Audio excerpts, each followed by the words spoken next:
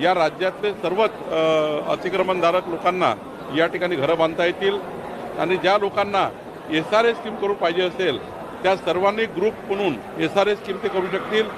पण आता या राज्यात हा निर्णय घेतला आहे, कुणी बेघर राहणार नाही, कुणालाही रस्त्यावर या लागणार नाही, सर्वांचे घरं कायदेशीर करण्याचा निर्णय घेतलेला आहे.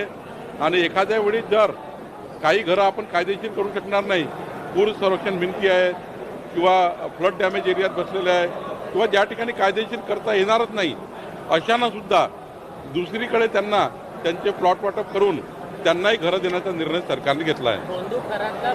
सुया टोचून मारलं पाहिजे असं मुनगंटीवारांनी स्टेटमेंट केलं. आता असं आहे की सर्वांच्याच भावना तीव्र आहे.